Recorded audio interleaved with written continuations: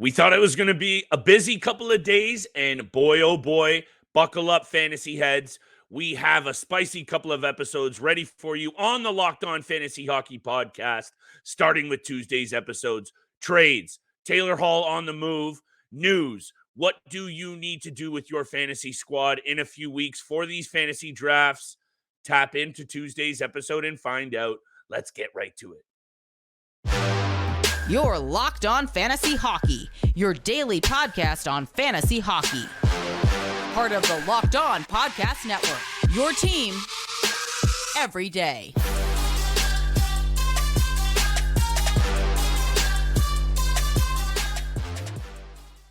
Welcome back inside the lab, everybody, to your source for off-season hockey and fantasy squad news.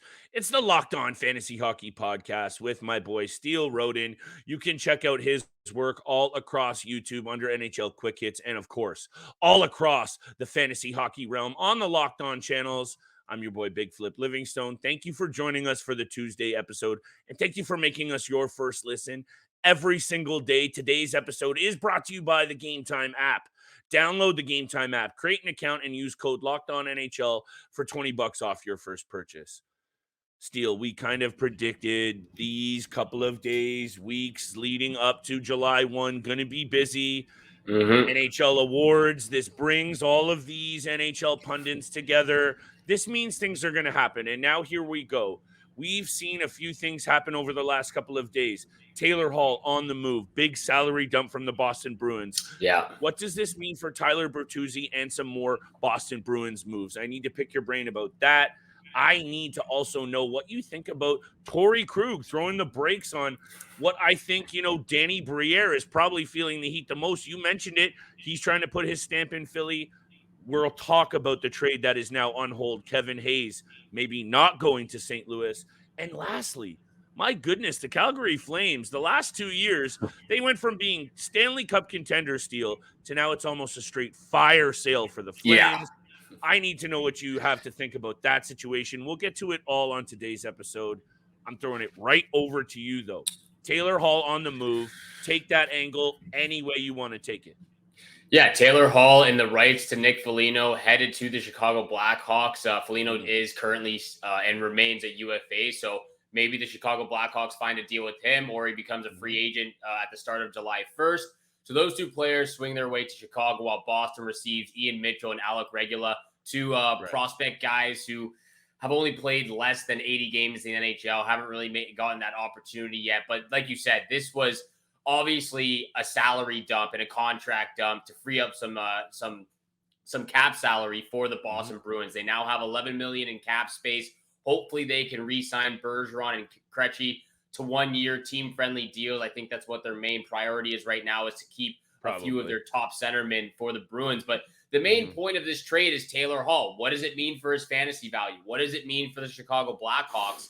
And the first thing right off the bat is the Chicago Blackhawks don't get any younger by any means with this trade. Taylor Hall is still a 32-year-old veteran in this league, but he's a speedy veteran winger who can play on the top line with Connor Bedard, the number 1 overall pick, or soon to be number 1 overall pick. Great point.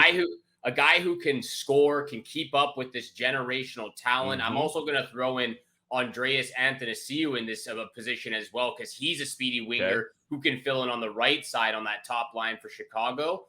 So I think it does play a pretty well into Chicago's plan and where they want to take this organization over the next few years. Obviously, they're drafting a generational talent. They want to support guys with him right now that can mentor, lead him, and a few other young guys on their roster. But for Taylor Hall, this is a tough decision on where his fantasy value is. He's coming off a season where he only played 61 games. He had 36 points, over 150 shots, 30 blocks, and over 30 blocks and over 30 hits as well. So tough to categorize or pinpoint where his fantasy value is right now, because the year prior to that he finished with 61 points in 81 games, over 210 shots with over 50 blocks and hits. So it's really hard to see where Taylor Hall falls, especially since his ADP is at 164 right now.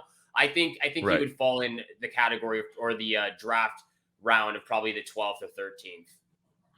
Yeah, it's tricky. Again, this is what we're going to break down over the next couple of weeks because this is what we have to do, and players are going to be on the move.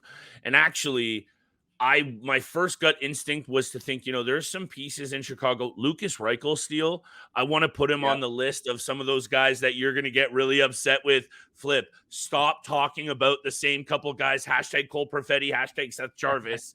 Lucas Reichel to me is a guy that no one is talking about enough.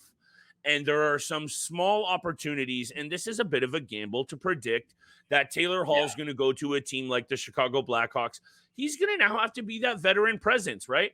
Jonathan Taves, we don't think he'll be back. Kane is gone. He is going there for not just the reason of it makes sense for the Blackhawks roster. Yeah. They need some veteran presence in there. And I actually like this move for both squads, Steele, because of course it makes sense economically for the Bruins.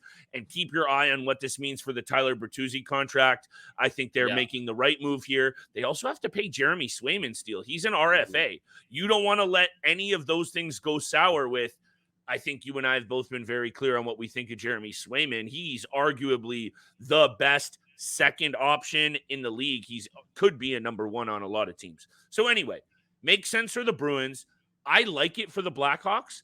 And actually, I think you can get Taylor Hall, depending on your draft, maybe a little later and get sneaky with he's going to get default Steele, more minutes, more shots. He's probably going to play more power play time.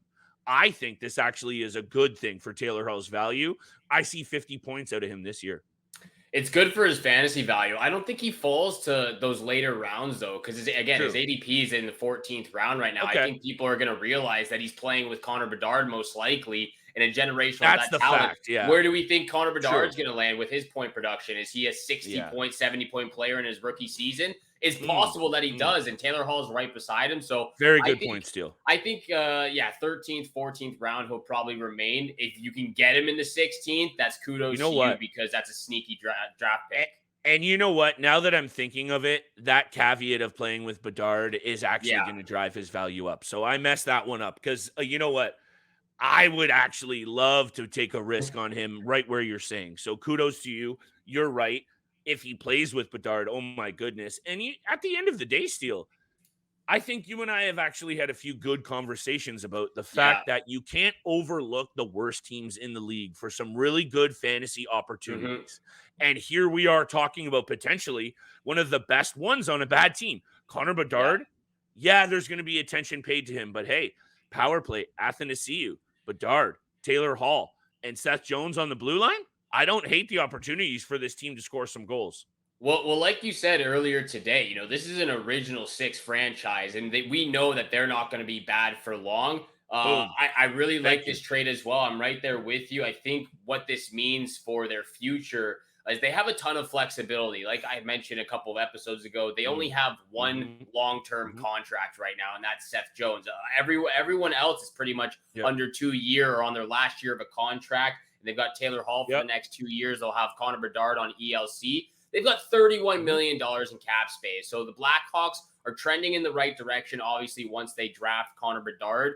The Boston Bruins free up some cap space for themselves as well to see what they can do this offseason. And we saw this right before we hopped on here, but I showed it to you. I showed it to you a couple minutes ago. Torey Krug. Someone tweeted a video of Torey Krug shouting him out with the caption, "Bring Torey home." And David Pastrnak retweeted it. So I just thought that was the perfect transition from this trade to a potential rumored trade that had fallen through. Torey Krug refused to be traded to the Philadelphia Flyers. And honestly, I don't blame him. I would not want to play there too if I was in the National Hockey League. We'll talk about that deal after we get to a word from our good friends from Game Time. Agreed. And I do want to also mention very quickly, Steele, that I think this just proves that the Tyler Bertuzzi show is about to go off in Boston. He was pretty solid for the Bruins, and he's just so much a Boston player. I think now they're trying to shift gears a little bit. You mentioned the veterans that they're going to try and bring back. We'll talk about a lot of different contract breakdowns all summer long. Today's episode is brought to you by our friends at Game Time.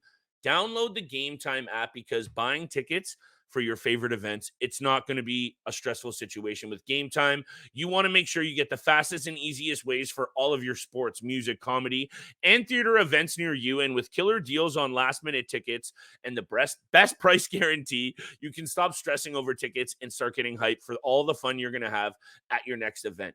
Get images of your seat before you buy so you know exactly what to expect when you arrive with Game Time. Buy tickets in a matter of seconds. 2 taps and you're set. Steele is copping tickets all the time out west for the BC Lions games, but you can buy it for everything from basketball to baseball, concerts, comedy, theater, and more, all near you. You got to make sure you're checking out Game Time. Snag the tickets without the stress with Game Time. Download the app, create an account, use code LOCKEDONNHL for $20 off your first purchase. Terms apply. Again, make sure you head over to Game Time, download the app, create an account, and redeem code LOCKEDONNHL for $20 off. Download it today. Last minute tickets, lowest price guaranteed.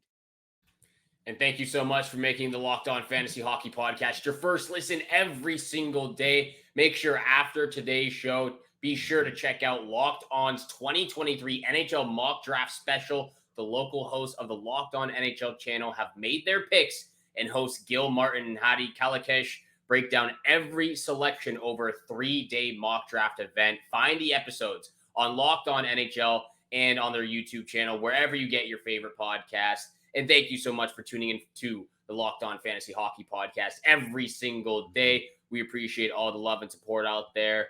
And who might need some support right now is Torey Krug. He's been going through the spin cycle, it seems like, recently. His name's been tossed around in the rumors. Potential trade that has fallen through. Yeah. This would have been the trade that would have gone through if Torey Krug didn't wait or wouldn't waive his no trade clause. Kevin Hayes and Travis Sanheim of the Flyers would be going to St. Louis. And in return, Philadelphia would have acquired Torey Krug and a first-round pick. I can't remember if it was from 2023 or 2024, but it still was Torey Krug and a first-round pick, either this year or next year's. But Torey Krug would not waive his no-trade clause. He does not want to go to Philadelphia, and what a shock that is. Yeah, and here's the interesting thing about this whole situation, Steele, and I mentioned to you off air. And, look, rarely do I like to come on this show and show credit to other hockey analysts and experts, but Hayes on Overdrive up here in Canada today mentioned the fact that there's over 200 players in the NHL with no movement or no trade clauses, which is really just, I think, super indicative of how messed up the NHL is run, number one. That doesn't make sense, and that just really doesn't lead to a league that should be balanced. And here it is right here. Danny Briere trying to do the right thing, come in, shake things up, finally make things happen for the Philadelphia Flyers after a bunch of years of disappointing seasons in a really important market, Steele. And we're not here to talk about the overall NHL business. We're here to talk about fantasy. But this man is in here trying to make moves that really do impact our job as fantasy analysts. And I'm just kind of rattled the fact that this trade hasn't gone through because at the end of the day, Torey Krug, sure, he's an NHL veteran. Sure, I actually like some of his fantasy value at the very back end of the draft.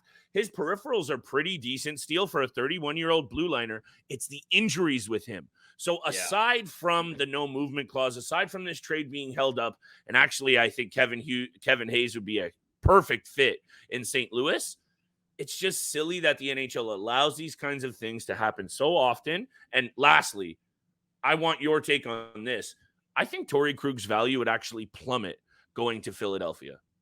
Oh, 100%. For me, I don't think he has a ton of fantasy value in St. Louis right now. It would completely plummet if he was in Philadelphia, if he were to go there. And, to go off of what you said with the no trade clause stuff, like look at St. Louis's roster right now. They have 9 players under contract with no trade clauses in their contract. So that speaks to the extent of how much power the players get at certain aspects of when they're getting these contracts and how much power they can have and influence in those contracts. I think Kevin Hayes, St. Louis and Philadelphia is still trying to get a deal done. I just don't think Travis Sanheim and Torey Krug will be a part of it. It looks like Kevin Hayes will be going to St. Louis just without those 2 players involved in it. Speaking of Torey Krug, though, For me personally, I think his career really took a dive when he left Boston and decided to sign that deal with the St. Louis Blues. I think the Blues even realize now that they signed him to a very bad contract. 7 years, $45.5 million contract. He still has 4 years left, and they're trying to ship him out because, like you said, he's missing too many games. He's injury prone the last 3 to 4 years.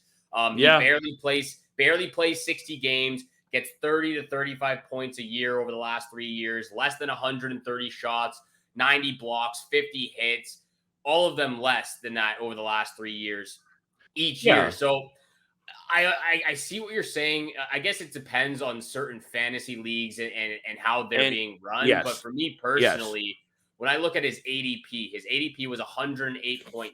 That's just way too high. He didn't even finish in the top 300 of fantasy points this past year. Again, that's due to a lot of the injuries that he has.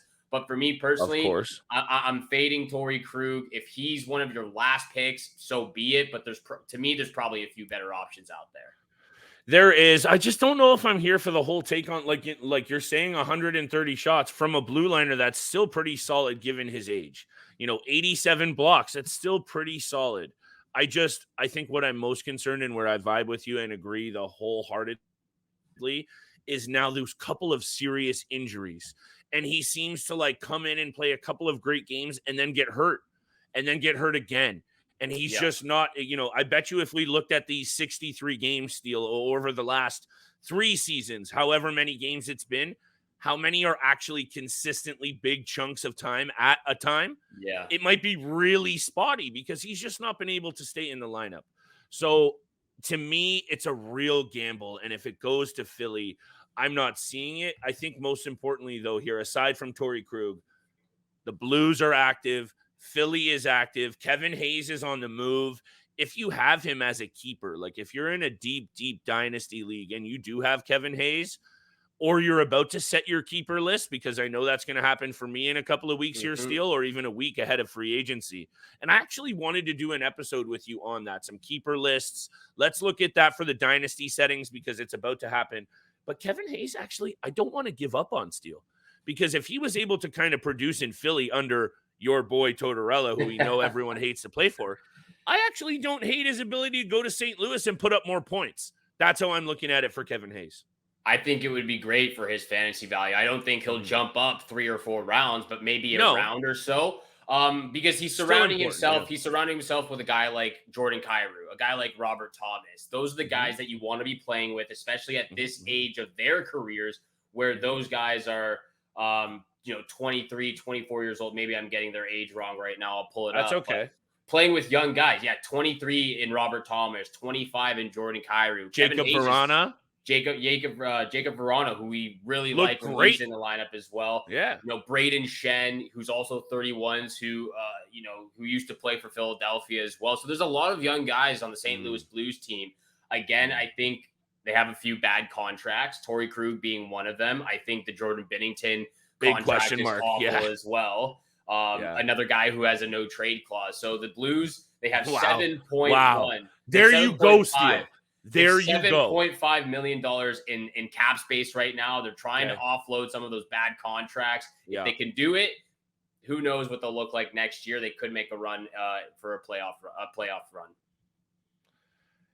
These are one of the teams that I think actually you and I have probably overlooked over the last number of weeks, because there hasn't been much to talk about with this St. Louis Blues team. And it makes sense, though, that they're now in the news, because I was running back some of the notes that you and I talked about over the last few episodes, and McPhee, McCarron, and Foley, I said this the other day, they have put a lot of GMs in this league to shame. And I think some of them are the front offices and, ownership groups are starting to take notice. You can't just glide by, even if you think you have a ton of great young pieces and contracts. Vegas has been playing the game from Barbashev to Stone to Eichel to all of it, right? So I think you have to really see the response from other teams. And you said it yourself. The next couple of weeks, especially week and a half, is going to be really spicy. And I expect the Blues to be a very busy club. They will be a very busy club. Another club that will be very busy over the next weeks and this offseason is the Calgary Flames. We are going to answer the question, what the heck is going on in Calgary right now. Everybody is jumping ship. We will break down everything that we can coming up very, very soon. But thank you so much for making the Locked On Fantasy Hockey Podcast your first listen every single day. Please hit the subscribe, hit the follow button. We appreciate all the love, all the support you show this podcast every single morning. 7 o'clock, Monday through Friday is when you can find our episodes. And thank you so much for tuning in for today's episode with Flip Livingstone and your boy Steel Roden over here, breaking down everything you need to know fantasy hockey-wise. And probably one of the biggest stories over the last 2 weeks, more and more news trickling out of more and more players wanting out of Calgary. And I'm going to throw it over to you because there's a lot of players to dive into about what their future in the NHL will be and even how Calgary will survive any of this. I thank you for saying, how does Calgary survive this is number one. Number two, Steele, I can't help but talk about the Calgary Flames and not talk a little bit about the Leafs. And if you're okay with it, I think we should just talk about it for a second. Let's because do it. we haven't too much. And it's not just me wanting to talk about it. We got David Pagnotta. We've got sources from The Athletic. I think it was also Frank Saravalli saying the Leafs are sniffing around Noah Hanafin, and I believe I saw Lindholm as well. That's what I saw. So to me, Steele, what actually the first flag that I brought up, and let's get in on a tangent on this, is what did Treliving do there, number one?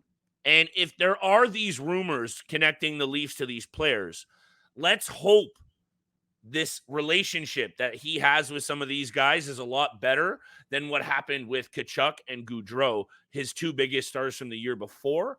But, and this is what I want your take on first, Noah Hanifin would look very good in blue and white. Noah I do like him in the Calgary Flames jersey, but I wouldn't mind seeing him in a Maple Leafs blue jersey as well. And there's a lot to digest with Noah Hanifin.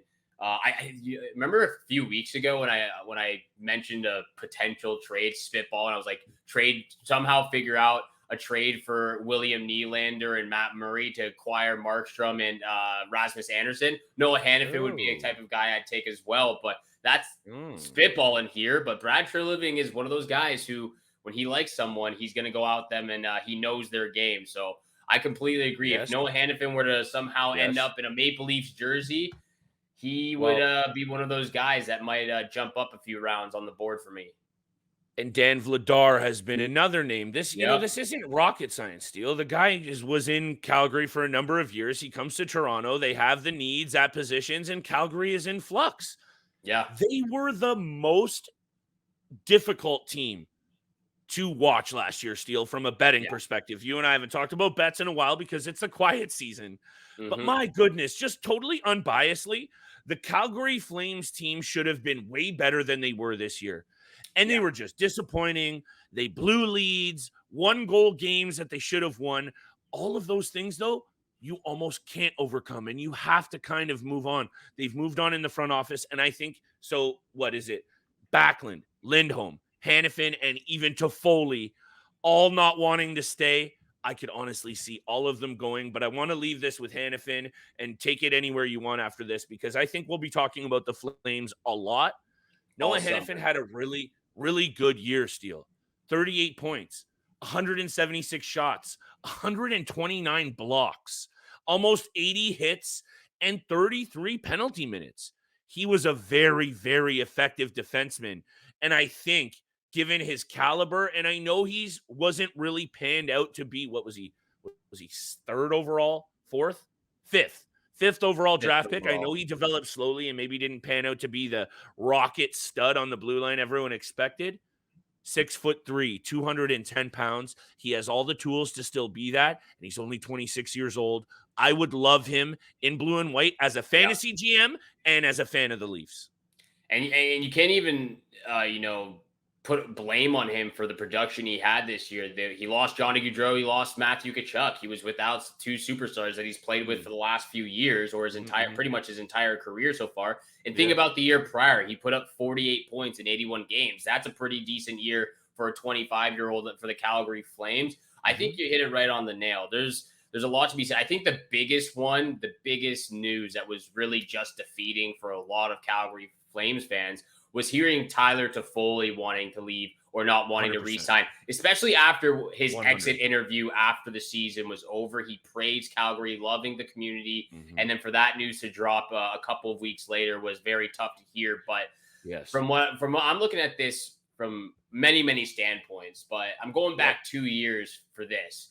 And the Edmonton Oilers accomplished everything they sought out for when they defeated Calgary in the second round of the playoffs 2 years ago in 5 games. They have accomplished everything. They wanted to watch as Calgary burned down from the inside, and they did exactly that.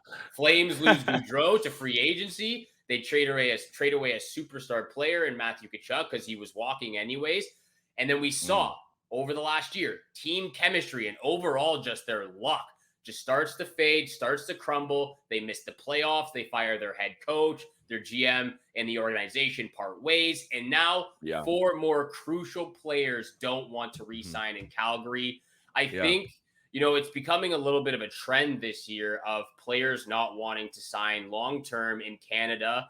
Obviously with the Alex DeBrincat in Ottawa, everything that's going on in Winnipeg, I think we know what's going to happen with Winnipeg and Ottawa, those 2 situations. Winnipeg's going to get a ton of return for those 3 guys. Ottawa's going to get a ton of return for a guy like DeBrincat. We don't know what's going to happen with the Calgary Flames. Is this a full teardown rebuild? Are they going to trade these assets to get a bunch of prospects and picks and just get more youth and younger? I don't really know, but I'll say this. Craig Conroy, the new GM, he has his work cut out for him, and he will be really busy this summer. And a new GM as well, Steele. This is a powder keg the Calgary Flames are dealing with. They also, I believe, do they have they did at least confirm, I believe, that new arena deal, I think, because there was also all the off-ice issues. I believe they are close. I think at least that's happening. But at the end of the day, Steele, I think, you mentioned this point of players not wanting to re-sign in Canada. And look, Winnipeg is a tough city. It's a great city. Calgary, I've visited multiple times. I have family in Calgary. It's a great city. And I actually understand that narrative. But I think what's most important, and I'm not going to try to compare living into Las Vegas to living in Winnipeg or Calgary. I'm not going to do that. But when you talk about the setup for winning and the commitment to the level of excellence that it takes to win a Stanley Cup, and it's easy to now say because Vegas is going to have a banner hanging in the rafter. But that's a non-traditional market as well. And it's not Winnipeg. It's 148 degrees in Las Vegas sometimes, Steele. You've been there, right? It's not exactly a big attraction as well. What comes down to it is the roster, the coaching staff, and the ability to win. Because also look at the lineup. What is it? 26 out of 29 guys in that lineup were Canadians. So it comes down to the lineup and the roster makeup. And right now, Winnipeg and Calgary in big trouble. And if I'm a fantasy GM, I'm being very careful of investing in any pieces on those squads that are not the top couple. Completely agree. You got to keep your eye on everything that's happening. Head on a swivel, baby. Off-season. Head is on a swivel. Trades, contracts, the draft. It's all coming up starting this weekend. And we'll break down everything you need to know with your fantasy hockey leagues and fantasy hockey teams.